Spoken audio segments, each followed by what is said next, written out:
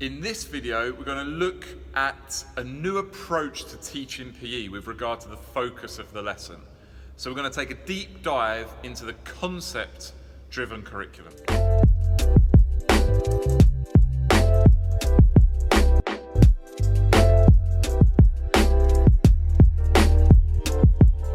In my previous video on learning outcomes and objectives, I took the approach of practical objectives, but I explained that for those to work, the classroom atmosphere needs to be perfect, i.e. there needs to be a huge emphasis on effort.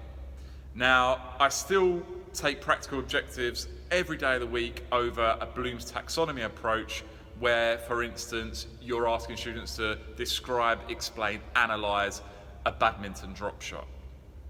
Now, both of these approaches have a similar problem in that is focusing on a drop shot in badminton really preparing students for life during and after school. This is where the concept curriculum looks to solve that problem.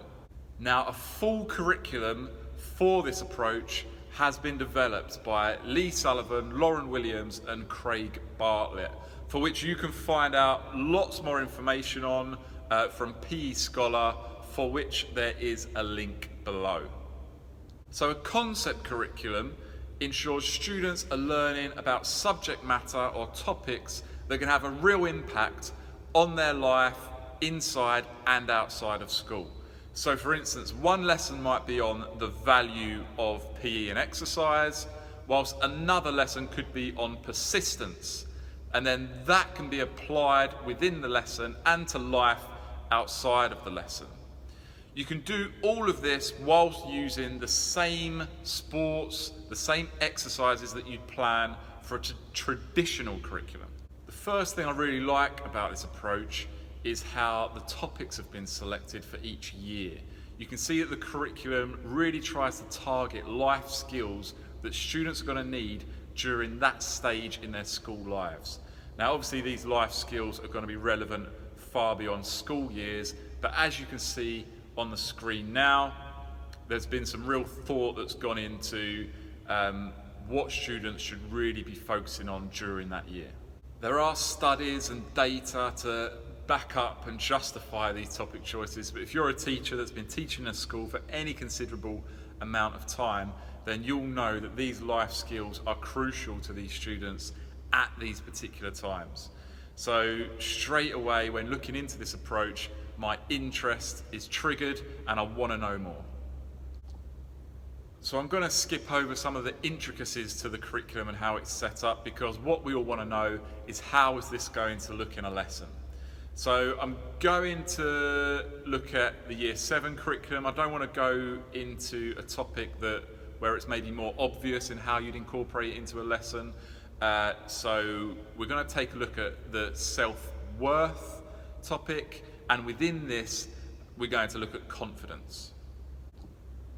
Like all lessons in the curriculum, the concept is delivered using the acquire, connect, transfer approach.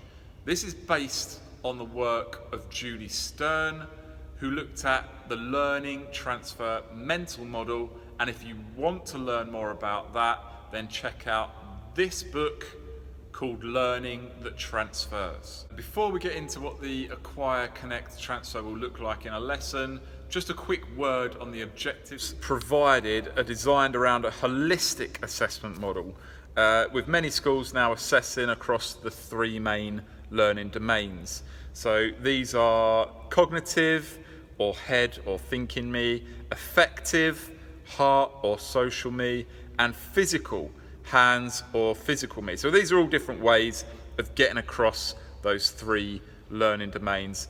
Maybe your school uses one of these approaches.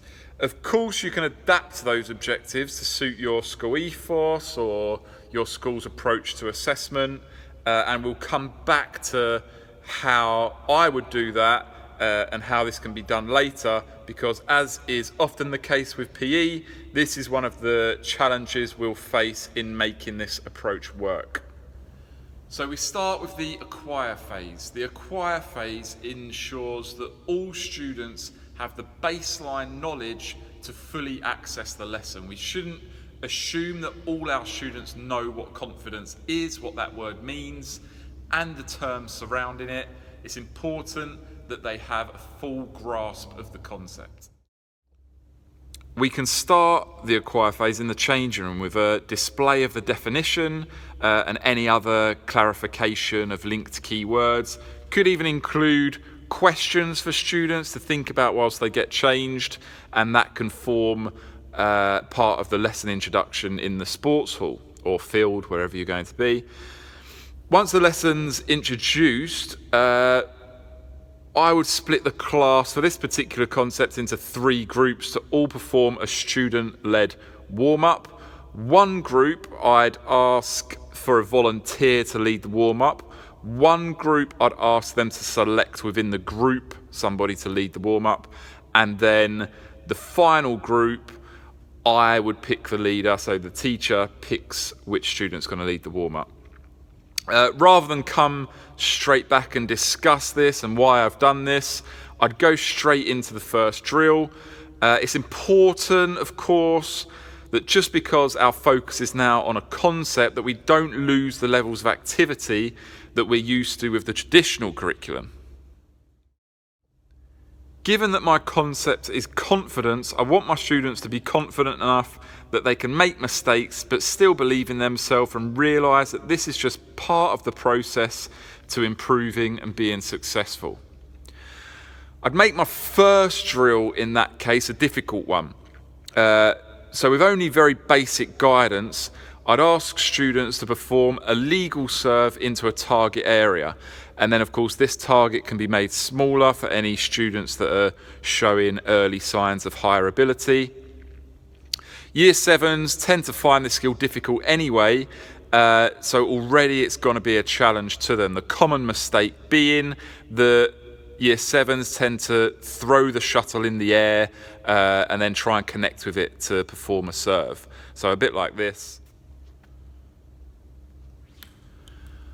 After students are allowed to fail and grapple with the task for 5 minutes or so, students are called in to discuss. Now, rather than the focus of this discussion being on the technique or how the students compare to the physical objectives, the focus would be on confidence, and students can draw on their experiences so far this lesson. So possible discussions could be based around the following questions. So how did you feel when you were selected to lead the warm-up? Why did you feel this way? Who found the task difficult? Did this affect your confidence? Why was this? Could we approach this differently? The themes I'm looking to draw out are that failure is a learning process and we shouldn't let it affect our confidence so quickly. And how can we increase each other's confidence?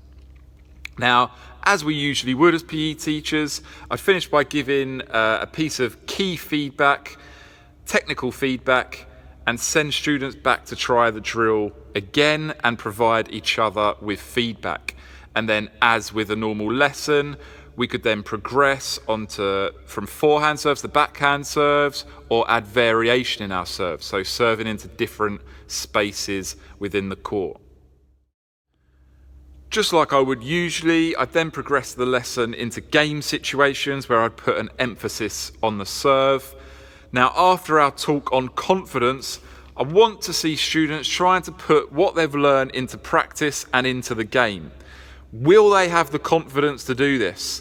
If you notice students playing it safe with a forehand serve to mid-court, you can go and have that conversation about the role of confidence in the decision that student's just made. Now we enter the transfer phase. So in my plenary at the end of the lesson, this is now time to reflect and transfer our knowledge of confidence to context outside of the PE lesson. So discussion can be stimulated by questions like, what other areas of school are you confident or less confident in? What can we do to improve our confidence in these situations?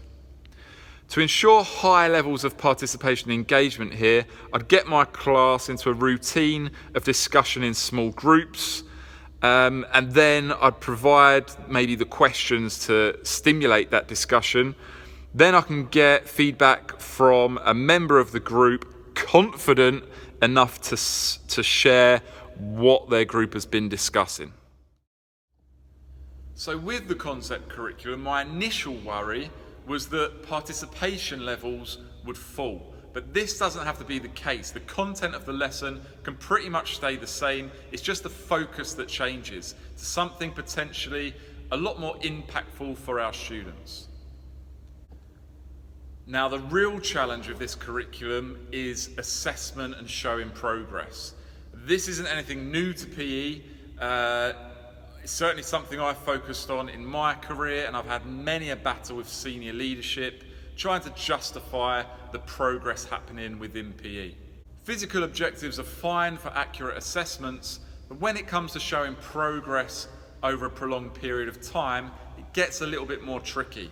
For instance, with the javelin, students maybe practice this for 1 hour a year, and you're supposed to show progress of where they've come from year 7 to year 10, year 11, then it becomes a little bit more tricky. We don't have to lose observation as a key tool for our assessment in the concept curriculum. The example I've just given, I could assess through walking around the sports hall, observing students, seeing who's playing safe serves, and then listening into the discussions that we're trying to encourage the students to have. So already this forms a good base for assessment. I would then change the structure of the objectives slightly so that there is a clear path to progression.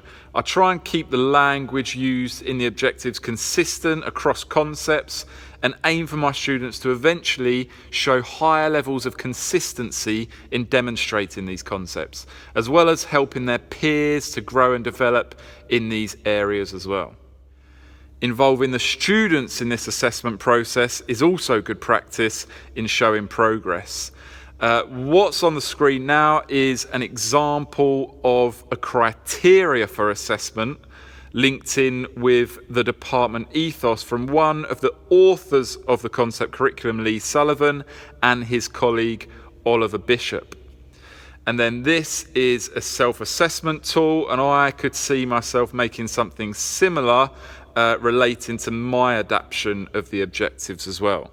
So students can track how they feel they're developing in these different areas. So in summary, a conceptual approach might be just what we need to ensure that all students are catered for in PE. And we all know that PE is the most important subject in school, but it might take something like this to convince our senior leaders of the same thing. As always, thanks for watching. I'm not exactly a slave to the algorithms. I don't go chasing them, so I'm very reliant on you guys sharing to get more PE teachers' eyeballs on this. And anybody that does do that, it's much appreciated.